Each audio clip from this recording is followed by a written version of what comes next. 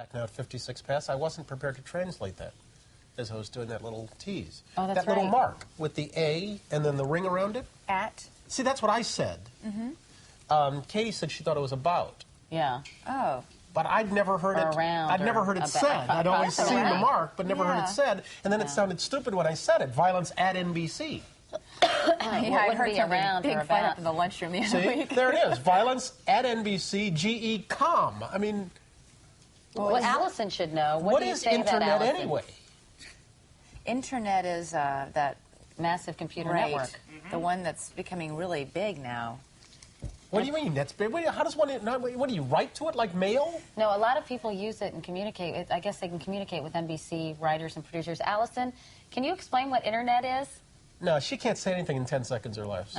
Oh, Allison will be in the studio shortly. What is What it? does it mean? It's a giant computer network made up of started from. Oh, I thought you were going to tell us what this was. It's like You've a been looking in the computer dictionary. billboard. It's not in there. It's a computer billboard, but it's Right. nationwide, and it's several universities and everything all joined together. And Right. And others can access it. Right. And it's getting bigger and bigger all the time. It Just came in great. really handy during the quake. A lot of people, that's how they were communicating out to tell family and loved ones they were okay because all the phone lines were down. I was telling Katie, and I've But been you don't talking. need a phone line to operate internet. No. Connectivity. We wonder if 50 years ago anyone imagined an America where we spend so much time on screens, as much as 12 hours a day, including TV. The first electronic connector was Samuel Morse. His message across a telegraph line in 1866, "What hath God wrought?" What indeed? We live in very dangerous times. We live during a time period that is led and controlled by wolves. Ravenous wolves that hide in darkness, that devour their prey in secret. It's only secret because they don't like revealing themselves. Maybe that's too heavy to start this video with. Let's forget about the wolves for a second and talk about their prey, which is us. We are prey, and most don't even know it. You know, we can speak about the different conspiracies and those groups like the Illuminati all we want. But for most people, that information doesn't really provide much understanding in order for us to stop being prey of these wolves. The problem is that while many of us may know the end goal and where this world is leading to, for instance, knowing we are being led into a new world order, if you have followed this channel, you should understand what that means. But as I was saying, while we understand where the world is going, we don't really understand how it is that we are getting there. In this series of Breaking Out of the Matrix, we have spoken about major themes, like who controls us through the power of their wealth in shadow banking, how we are controlled through education, and the illusion of a democracy. And we have spoken about the history of modern medicine. But this topic is extremely important because it is probably one of the biggest tools of control, yet it is not understood in the very least. Do you know what we all are? We are consumers. We consume. I'm not talking about it in a retail aspect, but that is also very true. I'm speaking about us as a mass population. If we are not in the position of power and control in this world, we are in the other position, which is to consume. There are people at the top of the food chain in our society that create these products and we just consume them. We are like Pac-Man, just eating and consuming all day long, but we never get to the power pellets that give us the power to consume those who are actually coming after us. I don't know if that makes sense. Let me come at it from another direction. We live our lives consuming. We consume what it is that they give us to eat. And for the most part, we don't know much about it except that we like the taste. For instance, with our food, much of our food today is made in labs. We eat a bunch of chemistry experiments. Much of our meat is cloned and genetically engineered. Much of the food on the shelves is not food at all, but just results of chemistry. Now, there's not much we can do about the meat except try to eat organic, but who really knows what organic means today anyway, and who can really afford it? But in much of our other packaged foods, the food on the shelves, most of us eat it based on the price and the marketing of it. But we don't know what we're really consuming. Look at the ingredients on this. Those are all chemicals. Many of us eat this every day, but don't really know what we're eating. We just consume. Another example is with the television. Since the early generations were given the television, we have just been consumers of it. We consume it, but don't understand the technology. We don't understand how after less than a minute, the television places us in a hypnotic state. We don't understand that the whole purpose of the television was used to program us. I mean, they don't even hide it. They call it television programs. Think about how deep it is when we stare at the screen for hours and days, weeks, years, decades, and we just allow ourselves to be programmed. We even get upset when they interrupt it. Think about that message. We're sorry to have to interrupt your regularly scheduled program. We interrupt our program to bring you this important message. When you think about how much of zombies we have to be to just sit around and wait for our dose of routine programming, it's really crazy and sickening. But we don't recognize what we're doing because we are just consumers. We consume.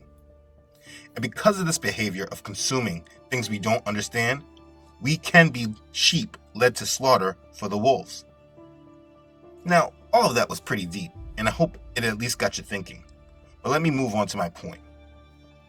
Do you know what the world consumes the most right now of, yet we know very little about it? Now, I mean, if you looked at the title of the video, you know the answer, so it's more rhetorical. The internet is probably the biggest product ever created by the wolves.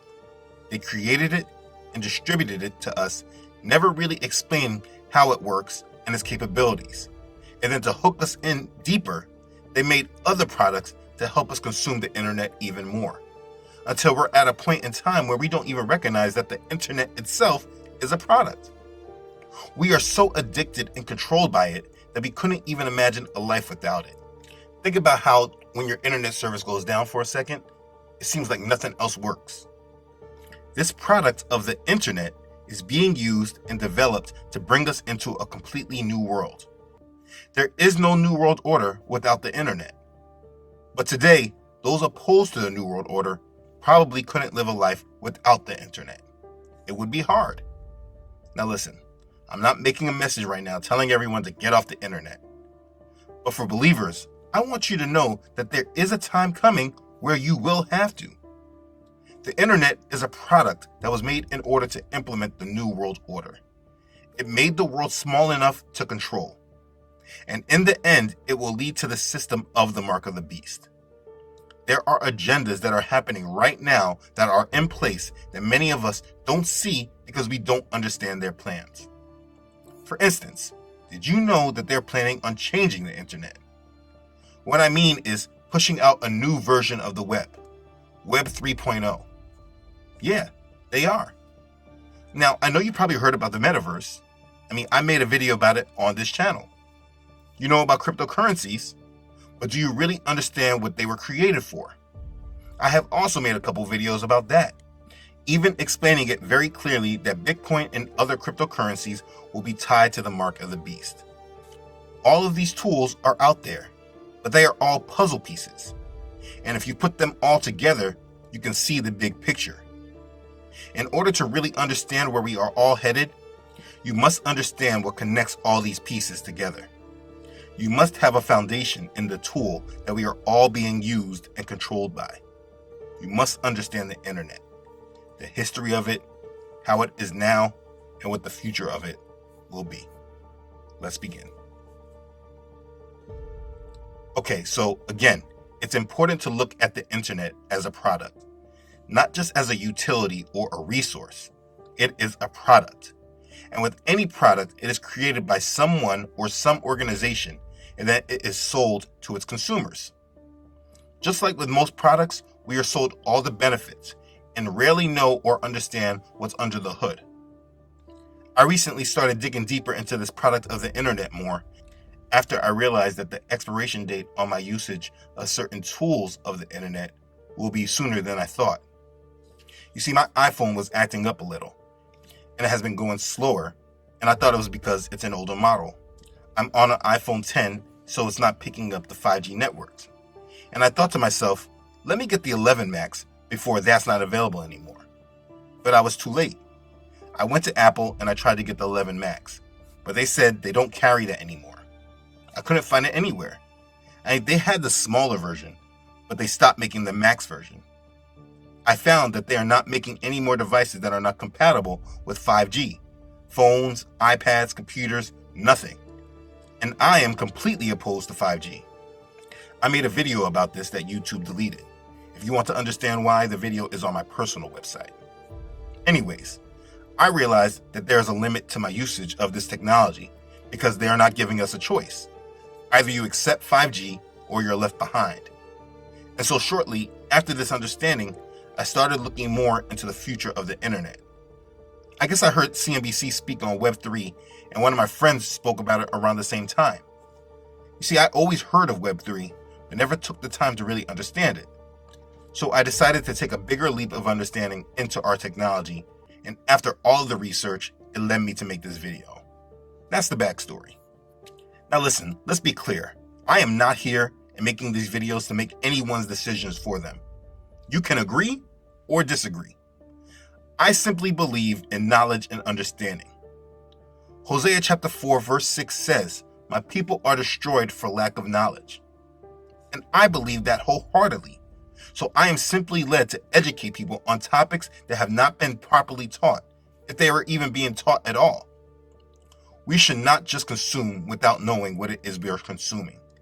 This way we have more control over it rather than it having control over us. And that is the proper segue into understanding where the topic of this video is going. This was a long setup, I know, but I needed to properly lay a foundation. So let's discuss the internet. Now, we can't talk about the future of the internet without understanding the past. Now, I'm not a tech guy, and my understanding is a very simple one. So I will not be using a lot of their jargon, and it won't be as technical as some who really understand this topic might prefer. A minute or two ago, I spoke about Web3, which is the third version of the internet. I'm not sure that it was common knowledge that there are 3 versions of the internet. I know I didn't know. So to understand the third version, we need to first understand versions 1 and 2. So version 1 of the internet, this is the internet from the time period of, let's say, 1991 to 2004. In the past, the internet was mostly just a bunch of web pages. They were read only. You go to a page, click a link, and you get information. They call that static pages. There wasn't a lot of interaction with the web pages. You didn't log on to websites. You couldn't write on the pages itself, leave comments, for instance. It was like a big Wikipedia with different links that took you all over the web. Like I said though, they were read only. This early version of the internet wasn't even profitable by ads. Viewing analytics was not a part of this version. The average Web 1 user was limited to sending emails and reading information published on web pages. But at the time, you must understand that this was revolutionary.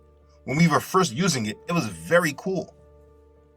Now, in understanding this, it is important to understand behind the scenes. When discussing Web 1, we are talking about a time period from the 90s. But the internet has been around for a longer period of time than that. It is said that the origins of the internet can be traced all the way back to 1966, when the United States Department of Defense began working on a project known as ARPANET, the Advanced Research Projects Agency Network. And what has been said is that they set out to create a system for remote computer access and communication, simply meaning computers communicating with other computers. This was a decentralized system. When the internet was first created, it was decentralized. Now let me cover this word because it's important to understand and you're going to hear it often. Decentralized means controlled by several local offices or authorities rather than one single one. When you hear the word decentralized, this word is about control, where the control is.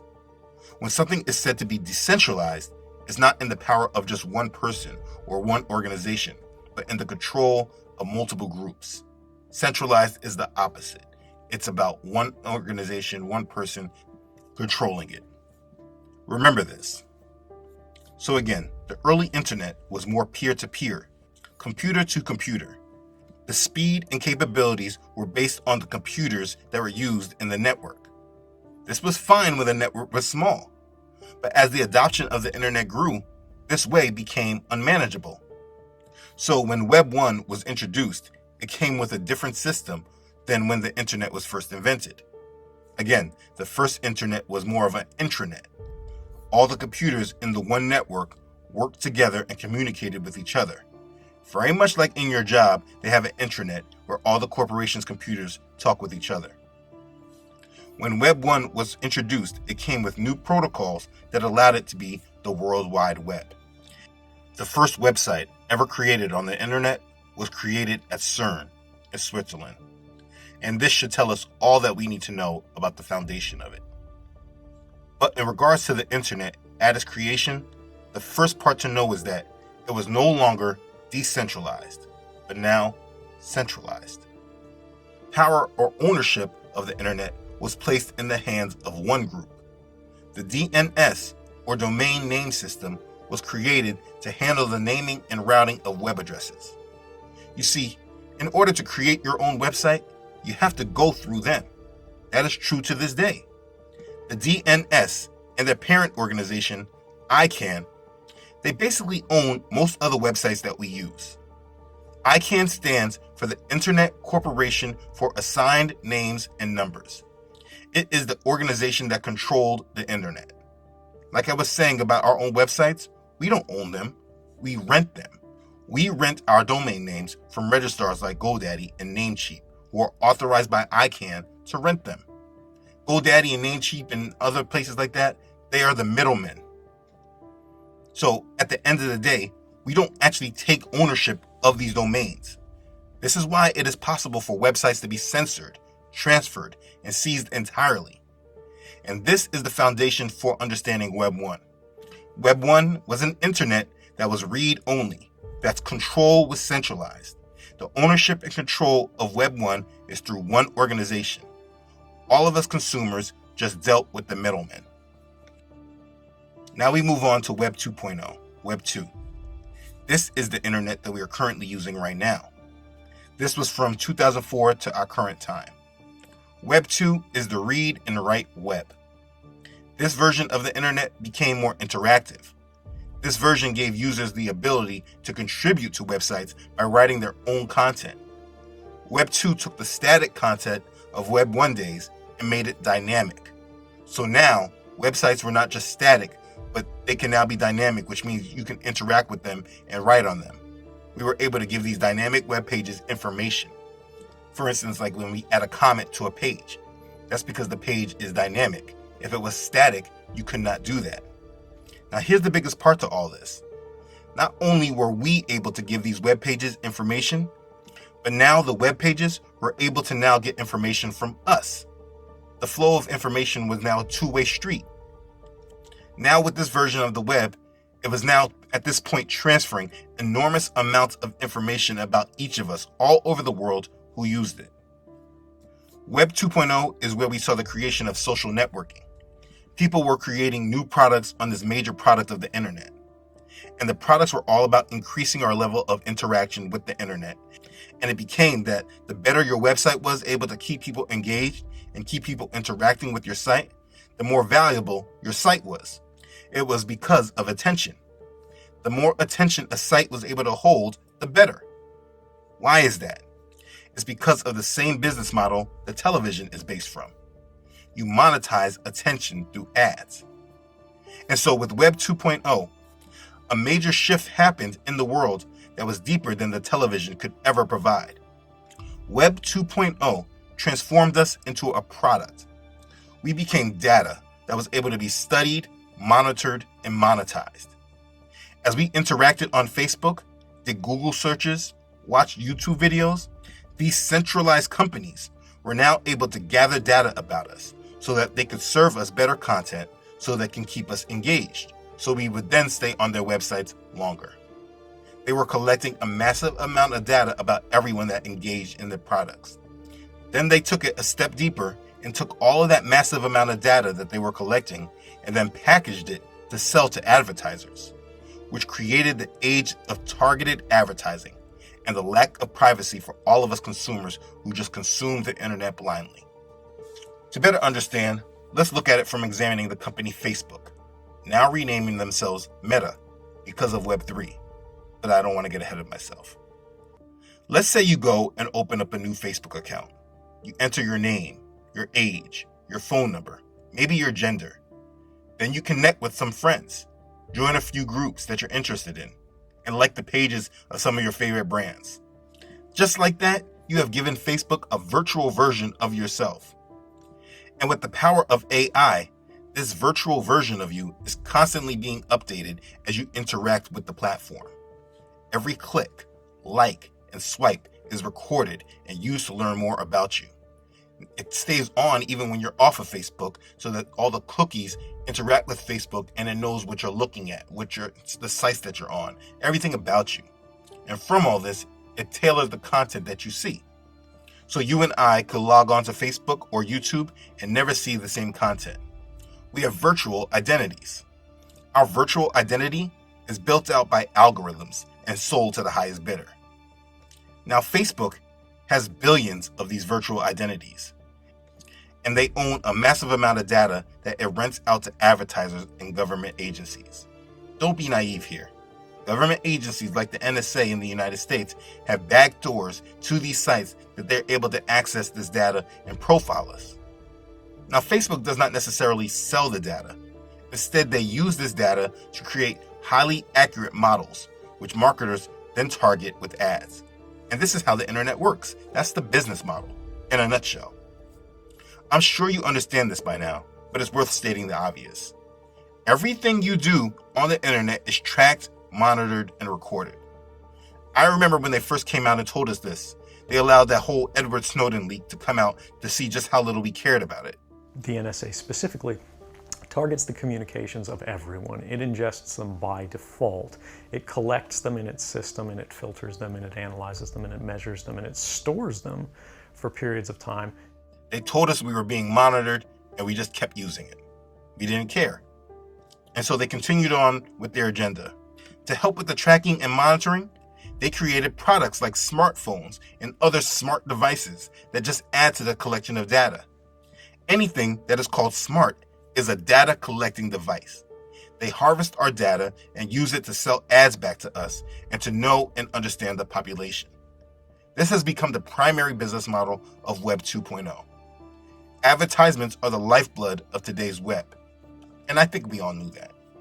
So the thing is that as we started using all these devices that are collecting and recording data, our personal lives are now just logged as data.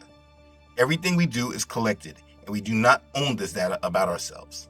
Just like with domain names and our digital content, our online identity is owned by the platform, not you. So that online identity, it can be censored and seized. And they have been displaying just how true this is last year when they kicked a US president off these major social media platforms.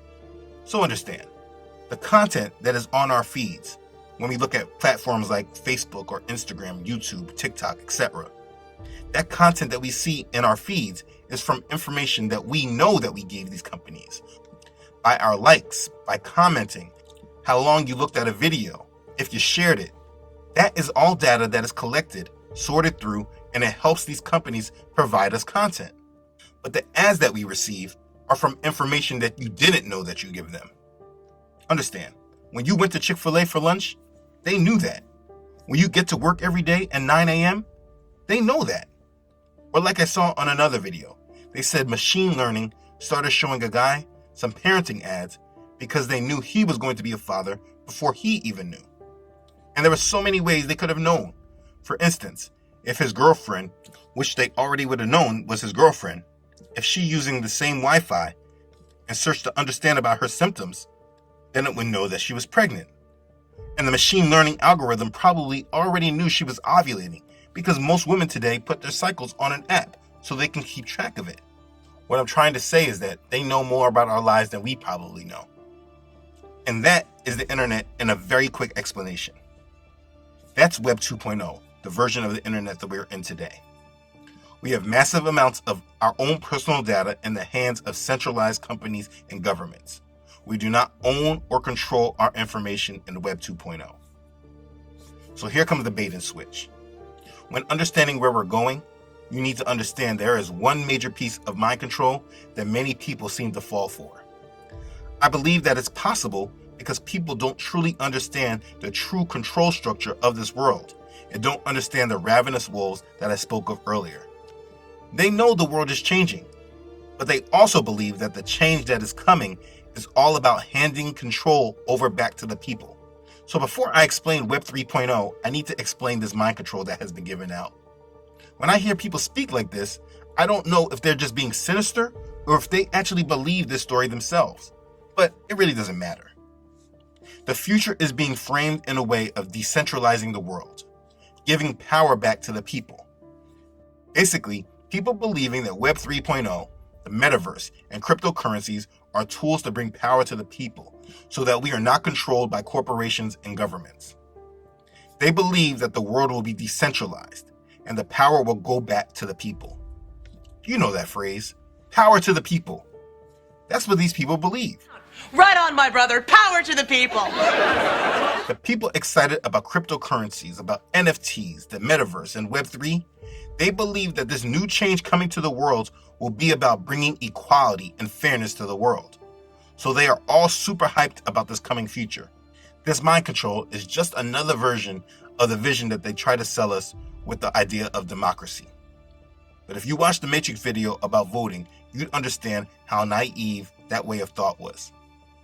So understanding, these people believe that we are moving to a much fairer, more just world, and that these new technologies of Web3, the metaverse, and cryptocurrencies are all about building that new world. These technologies are sold to the people to help them believe in the vision of this coming new world order, that this new world will be fair and just and for the people. Now, if you understand how I feel about the new world order, you would know quickly that I do not share in any of that programming or beliefs. I know that it is absolutely a ridiculous thought to believe power is going back to the people. Power is always held in the hands of a small few. The only power that they give out is the power of illusion. They give out the illusion of freedom. And if you really understand this world, after the massive amount of control that they have now, they can build these structures that make people believe they have power when they are actually a slave. That's the Matrix, by the way. That's why this video is in the series Breaking Out of the Matrix.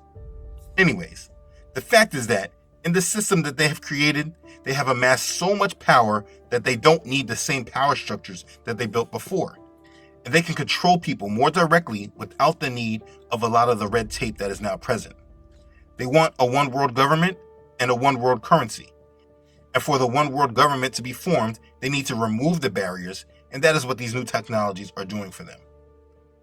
So we are moving to change the whole system and the whole way everything works, which is why this news about Elon Musk and Twitter is so heavily reported. Everything you hear about Elon Musk is about bringing up the future in just a way that brings people's attention to it. Elon Musk is bringing up the discussion about the changes that they are planning to bring aboard. Instead of focusing on the drama that they promote when they're speaking about him, focus on the future that they're talking about. Also understanding this is thinking about Apple, how over the last few years they made such a turn towards speaking about privacy. They're displaying it often to us. So now they're showing us the information that we give to apps, and we choose if we want to allow them or not. The next sale is a digital treasure trove charming Ellie's private data. What? Lot number 1, her emails. The one she's opened and read, wonderfully personal. Let's start at 240, 260, 280. Sold. Lot number 2, Ellie's drugstore purchases. Voila! Priceless data. Do I hear 480? 500. Sold. Her location data. It's not creepy, it's commerce. Do I hear 600? 620? 640? 660? Sold. Nana? All her contacts, even sweet Nana. Sold at 740. Her recent transactions. Her browsing history. Her late-night texting habit. Sold. And now the one you've all been waiting for, and I can promise you won't be disappointed. Have you noticed when you go to websites now, they're always asking about cookies? It's because the laws are demanding that they tell us that they are tracking us, and then we consent to it. Facebook one of the most powerful companies in the world, did not just change its name to Meta because they made an unwise bet on the future. They know the future because they are the future. Through their collection of data, they have been one of the companies reshaping the future. And this will all be done through the implementation of the new version of the web, Web 3.0. So we need to understand it more. When you read of Web 3.0, the majority sell it as this great thing, like I explained earlier. They say it's a movement to reclaim the internet. It isn't one single technology or advancement, but it is a complete rethinking of how the web should work. Web 3 is said to be decentralizing the web once again and redistributing control and data ownership back to its users. They say we are taking back our digital identities and regaining our freedom. This is truly what those that know about Web 3, what they believe. And besides them, there is the rest of the public that doesn't know a thing about it, but are just waiting to be herded in by default. And that's why I'm bringing it up to you in this video. Web 3.0 is the next evolution of the internet. It will be utilizing blockchain technology and tools of decentralization like cryptocurrencies. As I explained earlier, in our current version of the internet, Web 2.0, we are the products as we browse social networks and interact online. But in Web 3.0, it is framed that we will now be the owner of our content, the stuff that we post online. You have full control of your data. If you go back to when we spoke about the metaverse, when Mark Zuckerberg displayed it in his presentation about it, he owned rooms and having its NFTs and other items. The world, the economy, everything changes, and it'll be all about your value online. When we look back at Web 1 and Web 2, we know there are middlemen. Facebook is the middleman for community. YouTube, the middleman for content distribution. This is very much like in our finance system, our banks are just middlemen for financial transactions. The primary role of a middleman is to facilitate trust. But the more we rely on these middlemen, the more control we have given them and more dependence we have on them. Web 3 has been dubbed the read, write, trust web. With Web 3, in order to develop trust, it will use the technology of blockchain. Now, blockchain is a decentralized, distributed, immutable ledger. You're probably like, what? Let me explain. Essentially, it is a secure way to record and keep track of information without the use of one central authority. Blockchain is decentralized, again, meaning it has no centralized owner or manager. Instead, it is managed and maintained by its entire network of users. It cannot be controlled by one government, corporation, or anyone, so they say. With no single entity in charge, blockchain allows its users to add and verify transactions and information themselves. Blockchains are peer-to-peer networks governed by their users. Blockchain is immutable, meaning unable to be changed. Once a transaction is verified by the network, it is added to the blockchain on what is called a block. It creates a block. And once a transaction is added to the blockchain, it's permanent. It cannot be changed. Users store copies of the blockchain on their own devices, effectively backing up its content in thousands of places in real time. So basically, everything that we do online will be able to be tracked, recorded, and can never be changed or removed. And then it's said to be secure using cryptography. Blockchain utilizes cryptography for the encryption and decryption of information. Cryptography it's complicated, and maybe I can explain it at another time. But very quickly, it's just a way of encrypting information until it gets to the person it is designed to get to, and then it is decrypted. In the future of the world, everything becomes digital. In this new system, every movement, every word, everything done is logged, tracked, and through blockchain, and is permanent. And because our lives are so dependent on the web and everything that we do is monitored already in the web, they know when we wake up, when we go to work, what we look at, what we eat, what we buy, everything that we do, who you talk to, your friends, what you like, everything you do is tracked and monitored. And so what happens is that everything that you do in your life will be tracked, logged, recorded, and it can never be changed. So this system that they're talking about with freedom will be the most knowing system ever created. Even if you did something that skipped them, they could always go back and figure out everything that you've done. And though everything may be decentralized, If understanding and interpreting and even receiving the data is in the hands of a small few, then that power is already sourced. But let's keep going. The next tool that will be used in Web3 to help with the trust is cryptocurrencies. You see, they can talk all day long today about cryptocurrencies and their volatility. It's only because the people that are talking about this don't understand the technologies and the future. They're only looking at it as a currency that's tied to fiat currencies, when that has nothing to do with what cryptocurrencies were created for. If you understood the future, you would know that cryptocurrencies aren't going anywhere. When I first heard of cryptocurrencies back in 2012, I believe, I was completely confident of its future and its acceptance. I think it was around $200 at the time. I was certain, not because of a belief in decentralization. I mean, if that was the first thing I ever heard about, I probably would have written it off, to be honest. Because as I've said, I don't believe in a decentralized world. But anyways, I was confident of Bitcoin because I believe in the Bible and have been looking for the implementation of the mark of the beast. And once I read about Bitcoin, I knew that this technology was it. This technology is what is going to be used to implement the system for the mark of the beast. But let me slow down. I'm not trying to get ahead of myself here. Cryptocurrencies in general will be used in Web3 to build trust. Cryptocurrencies are the incentive mechanisms behind Web3. Instead of using ads to power everything, cryptocurrencies are able to align the incentives of creators and users. Instead of passively using a network that is funded by someone else, blockchain networks are able to reward users directly, giving them good reason to support the network themselves. Web 2 chooses to extract value from users. Web 3 is able to redistribute value directly back to its users with coins and tokens. It is a complete new world and economy. It is a completely new way of doing things, so it may be hard to understand and imagine at this point that we're in. Users are given tokens for participating on the web, which can be used then to vote on decisions regarding how a platform should change or improve, or demand what features we want to be offered. These tokens could even accrue real value and build wealth. What is happening with Twitter is the most public example of what they are speaking of.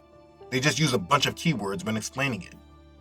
For example, they say a Web3 version of Twitter could give more users control over their posts and make verifying identities easier. And when using Twitter, they say cryptocurrencies will play a key role. Remember, Elon Musk is absolutely obsessed with cryptocurrencies like Bitcoin.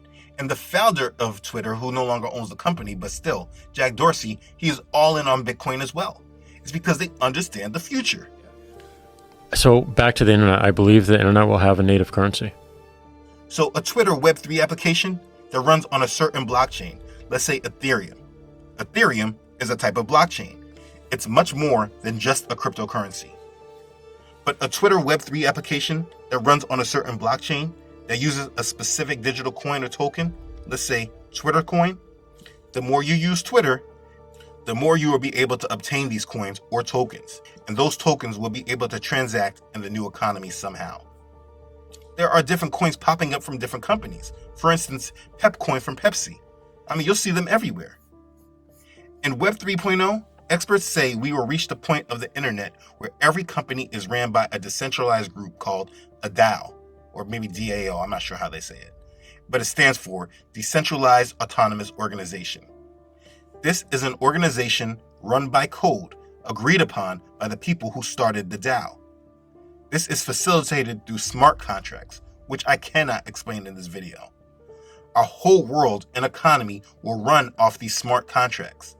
It's a new way of running companies, and this will work with climate change agendas as well.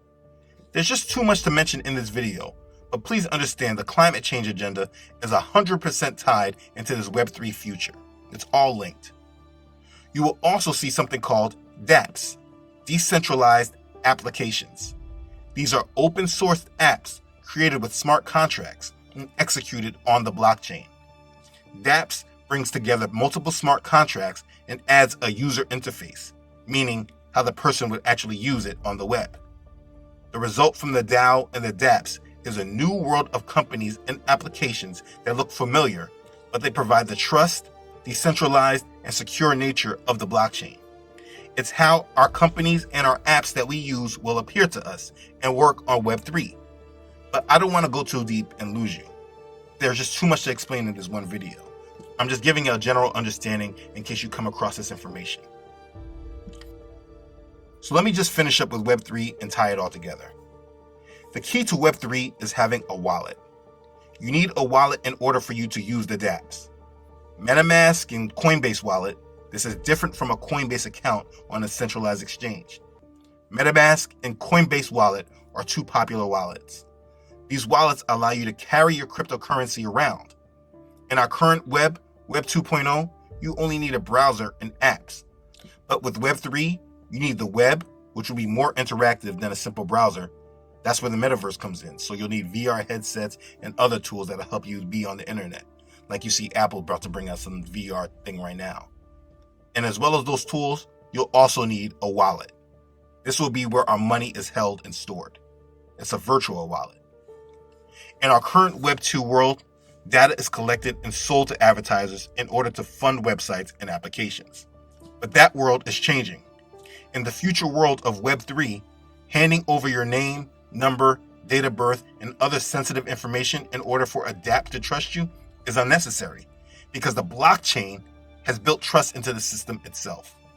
You don't have to worry about trusting the corporations or trusting the entities because the blockchain will be the trusted resource that everyone understands that it cannot be manipulated, and so therefore everything should be secure. That will be the basis of thinking in this new world. The idea is that users would reclaim their power and control over their own data. They could possibly move from platform to platform on the internet using a single personalized account, rather than having to log into multiple different accounts for each respective company and platform. Like you won't need a different login for YouTube or to Facebook or Instagram with all these different logins. You won't be going on the internet with a whole bunch of different logins and passwords. Everybody on the earth will probably have one identity that they can go online with, and you can only access it through your microchip. They haven't said that yet. That's just how I see things going. This is what the metaverse is being built for, though.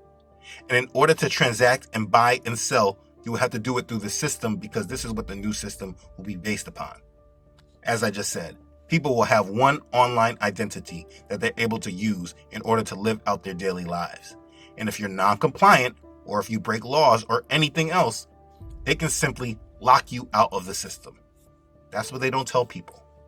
You know how they make a system that you can't buy or sell without having a mark? This is that way. You have to understand that this is a completely new system and new world being created. This system does not come about until after the chaos. The system is prepared to implement the new changes, yes, and the people are ready to adopt it, yes. But for full implementation, there must be enough chaos to support a massive change for the whole world to adopt. Now, this is not a hypothetical or far out science fiction. This is all technology that's already here. They're just waiting to roll it out. Let me sum it up how I see the rollout. After the economic currency collapse that will throw the whole world in chaos, after countries are destroyed and populations lost because of the war that will ensue, after people die from famine and the new pestilences, after our systems are made insecure because of cyber attacks, after more judgments happen that they will blame on climate change, after the world has been completely uprooted, a new world government and a new leader will work with the brightest minds all over the world and bring in a plan of peace and security that will bring the world out of the ashes that it came from. And they will fix the problems that brought the world to the division that it's in. This phoenix that rises out of the ashes will be the new world order. The changes implemented will be the great reset. And the leader that solves the problems will be the Antichrist. The system that will be built will be in the metaverse, and the whole world will be brought online. The whole world will be able to interact with the beast, the Antichrist. He'll be in the metaverse, and if you want to be a part of his solution, you will accept his mark. That will be the only way you can access this new system. And that will be your only way to buy and sell in this world economy. Because they'll be tying your personal identity to the chip, which will make it sound more secure and less hackable and make sure that there's less fraud and everything is secure. Peace and safety. We are all being primed and conditioned to accept this all.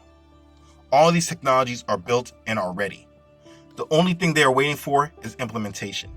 And that does not happen until the collapse that we are currently watching happen at this moment really takes hold. In the United States stock market, it's the NASDAQ that is collapsing first. All these tech companies are collapsing to reform, and it's only time that will tell what companies will still be around. You have to understand that these people move through a philosophy of order out of chaos, and we are at the doors of the chaos. To prepare and protect yourself, the one thing that you must do is understand how much you have placed yourself into the hands of this system, and how conditioned you are to accept where they are taking things. Very much like when they put out the mandates. People were totally opposed to taking that solution until they tied in a requirement that said you couldn't partake in their system unless you took their solution. And then people started conforming and doing things they were initially against. It's because they never mentally prepared themselves to bow out and not move with the changes. Because when they make these agendas, they make believable stories, so people don't question things that they should absolutely question. You need to be mindful of your interaction online and how dependent you are on the internet. This whole topic is quite deep, I know, and this was only an introduction. Once you enter into the metaverse, this new system, you will be in Satan's world, and Yah, the Most High, will not operate in this world. This is not his creation. Satan has created his own world that he has power and dominion over. Don't ever mistake me and believe that I mean that Satan has more power than Yah there. I'm just saying, if you choose that world, you are choosing to be in Satan's world more than Yah's, and you will be judged in the real world on the day of judgment. In the metaverse video, I close with this reminder, and I will close with it in this video as well, because it is extremely important to understand and apply. I want you to remember what Paul says about the wrath of Yah in Romans chapter 1, verses 18 through 25. It says, "For the wrath of God is revealed from heaven against all ungodliness and unrighteousness of men, who suppress the truth in unrighteousness, because what may be known of God is manifest in them, for God has shown it to them.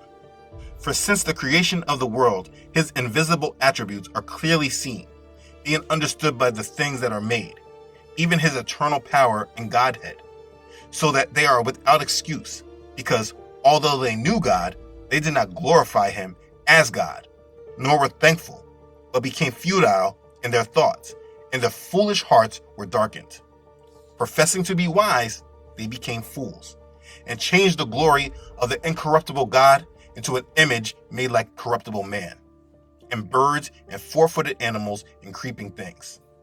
Therefore, God also gave them up to uncleanness, and the lust of their hearts, to dishonor their bodies among themselves, who exchanged the truth of God for the lie, and worshipped and served the creature rather than the Creator, who is blessed forever. Amen." That's Romans chapter 1, verses 18 through 25. It is so important not to be a part of this group that these verses are referring to. Let me explain why. And even as they did not like to retain God in their knowledge, God gave them over to a debased mind, to do those things which are not fitting, being filled with all unrighteousness, sexual immorality, wickedness, covetousness, maliciousness, full of envy, murder, strife, deceit, evil-mindedness. They are whisperers, backbiters, haters of God, violent, proud, boasters, inventors of evil things, disobedient to parents, undiscerning, untrustworthy, unloving, unforgiving, unmerciful, who, knowing the righteous judgment of God, that those who practice such things are deserving of death, not only do the same, but also approve of those who practice them. That's Romans chapter 1, verses 28 through 32. I read this because this is how those that will be living in this virtual world will be looked at in the eyes of our Creator. This is another wake-up for those in Messiah to bring all thoughts captive into the obedience of our Messiah. Use some discernment. Obey and follow the word of Yah, and turn away from this world in the direction that it's heading. If the world cared about you, they will be fully informing you and allowing you to make your own educated choice. Instead, it tells you that it's up to you to figure this all out, while it slowly steers you and your children right into their agenda. You must be smart and, above all, put down all idols and commit to the will of our Father in heaven. Read his word and obey it. Choose his world over the world Satan has created. We are moving towards a new world order, and you have a choice if you accept it or not. It is important that you prepare yourself mentally, physically, and above all, spiritually. Serve the Most High and dedicate your life to His will. Your time is almost up. Be blessed. Hallelujah. Praise Yah. Okay, thanks again for watching. If this has blessed you, please don't forget to like and share this video with others. This is very important to understand. If you haven't done so already, please subscribe to this channel. Elohim willing, I upload every Friday. Don't forget to follow this ministry on Facebook and Instagram, as well as on my website, Truthunedited.com. Thank you for watching. As always, I would like to thank all those who support and contribute to this ministry. I thank you for your love and your support. They are truly a blessing during these times that we're in. I am thankful that you are blessed by this ministry, and I thank you for following Yah's call on your heart. Okay, thanks again for watching, everyone. I love you all.